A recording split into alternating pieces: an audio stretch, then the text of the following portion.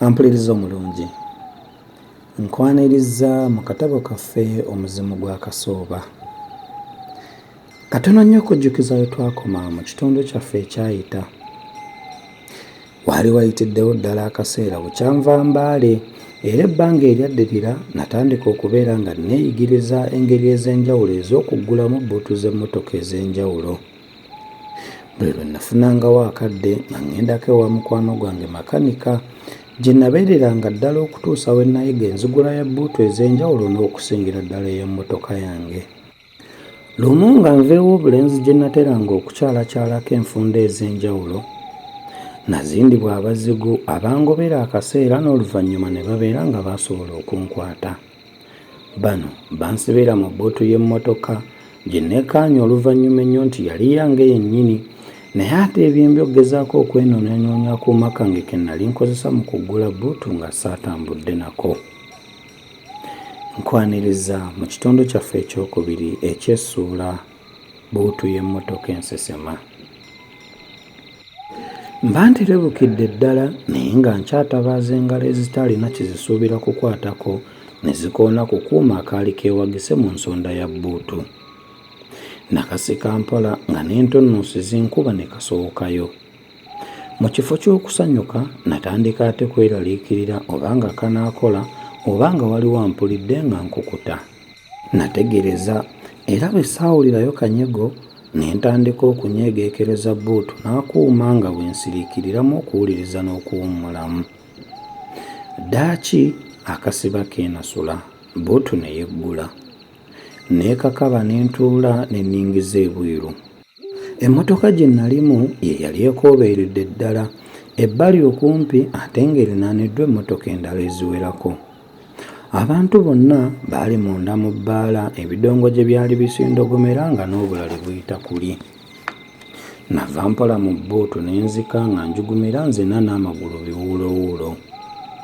Nasaanikira bbuutu nga nkirako ow'amayooga ayita ku lutindo okwegendereza n'oluvannyuma ne ŋŋenda ku luggya awatuula ddereeva. Nalukwatako nga lusibe kyokka ng'endabirwamu teyaseeseddwa kukunirira ddala waggulu. Bwe ntyo nayisa omukono mu kituli ekyasigalawo ne nkwata mu kafo ak'ekusifu awaali akapeesa akatega bbomu ne nkanyuula. Olwo bbomu n'eba ng'etegeddwa. Namanya nti singa ate bankwata ne banziza mu mmotoka eyo, nze nabo n'emmotoka twalivvu. Mba nvaawo ne nnengera omuntu afuluma okuva mu bbaala. Nagalamira wansi ne neekulula nga bwe njavulamu awamu okutuusa ekiyamba omumizi nange lwe kyannyamba ne kimmira. Neewalula ne ŋŋendera ddala awakwafu ne neekukuma. Omanyi saali mugenyi mu kifo kino kubanga nateranga nange okuyisaayokko olubu lw'ebigere ku lw'omukaaga nga luno nnyenye ku galiba enjole. Buli lwe nawuliranga akakuba oba akamenya ne mmaguka nga ndowooza nti bandibanga bangudde mu buwuufu so nga amatu gampobanyizza buwubya ne nfuuka nampulira zzibi.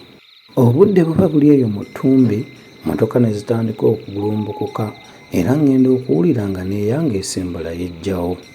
Olwo ng'emmeeme lwe neewanula.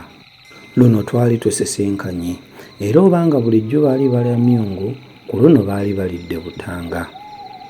Baali bakuuma lubugo. Nalowooza engeri gye banaatunulamu nga basaanukudde bbuutu siriimu ne mwenyaamu.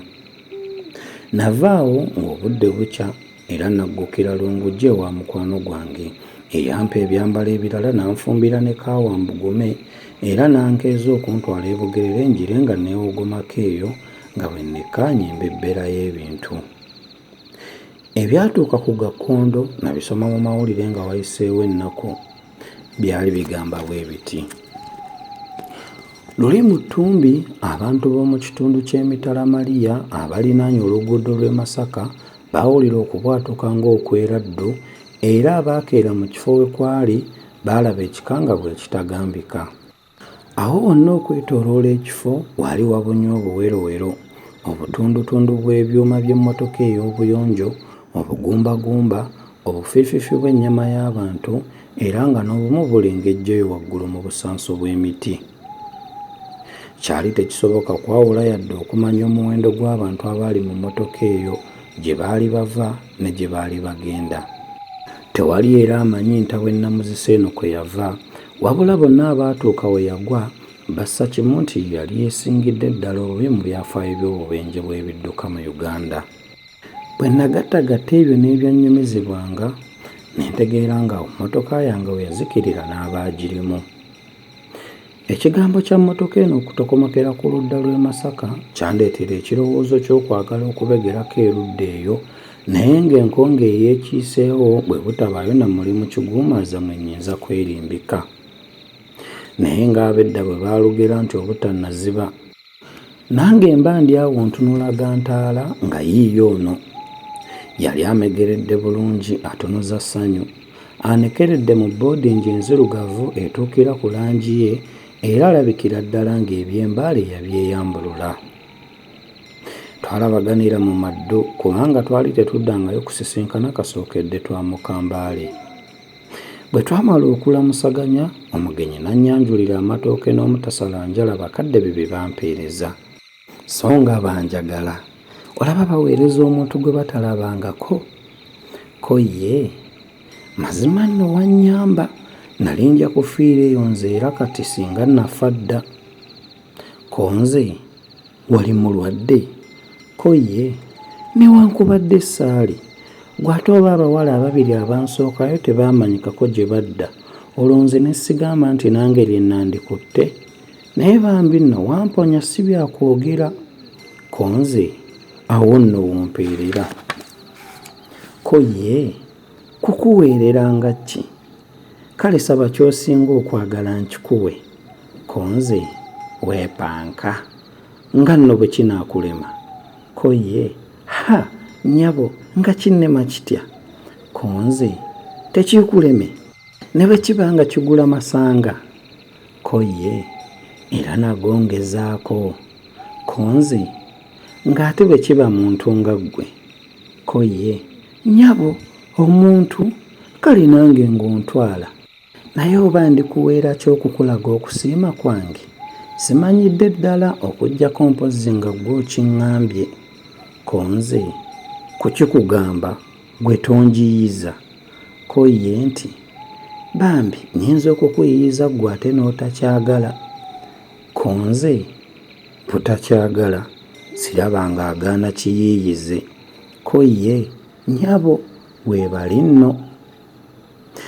Twatandika okunyumya ku by'embaale era mu mboozi eno mwe navumbuliranga bwe waaliwo ebintu ebimu bye nali mbuusizza amaaso. Yiiya era yantegeeza nga bwe yali kati akola mu kimu ku bitongole bya gavumenti e Masaka era ng'asula n'omuwala mukwano gwe. Yansaba ŋŋendeyo olumu mbakyalire era ntwaleko mu bakadde be abaali baagala ennyo okundabako. Yasindika asitamye. Ennaku waayita Mbale nga mbisaamu ngatto kugenda kutta bugenyi, anti nga baalugera dda nti omugenyi omuyite. Okukyala kuno kwanviiramu omuganyulo munene kubanga mwe nafunira omulimu gw'obwamakanika mu Basango Motor Spares. Kampuni eno yali etunda ebyuma bya mmotoka ebiggya n'ebikadde era ng'eddaabiriza n'okugolola mmotoka ezoonoonese, okwo nga kwogase n'obulimu obulalalala. Bwe namala okufuna omulimu ne mpangisa omulyango mwe naasulanga era ne tukkaanya ne Yiiya mu kifo we tunaasisinkananga kubanga natya abantu okutulabanga olutatta nga tuli ffembi, si kulwa ng'ensisinkano bw'etaba ya lumu nga wabaawo ow'ennimi eyatulabako Embaale n'asuunya kubaayo ne batuwondera. Nakuza enviiri ne ziduuma ne zikirako eza kitengule, okwo ssaako ekirevu ekisongovu ne sulubu lye nalanga ku busongezo ne ndifaananyiza ddala ng'eryakasooba bwe nalirabanga mu buto. Nayambala ebigatto n'ebigoyegoye, olwo omuzimu gwa kasooba ne gwegalulira ddala. Bakama bange bansiima olw'obunyiikivu, obutetenkanya n'obumanyirivu mu by'amasannyalaze bye nalaga, bwe ntyo ne bankuza mangu. Kino kyansobozesa okulingiriza mu bimu ku byama ebikulu ebya kampuni eyo osanga bisandirabye. Era e Masaka gye nasinga okwanguyirwa omulimu gwange. Weewaawo waliwo obuntuntu obwagwawo naye ng'okutwalira awamu Masaka yali wa mirembe gye ndi. Ampuliriza omulungi, olwakadde akatutwala Kiyumba anaagwa. Nzikiriza tujja kutandikira awo. Omulundi omuuyi twongere okumanya biki ebyaddirira. Akuume atakumira mpeera.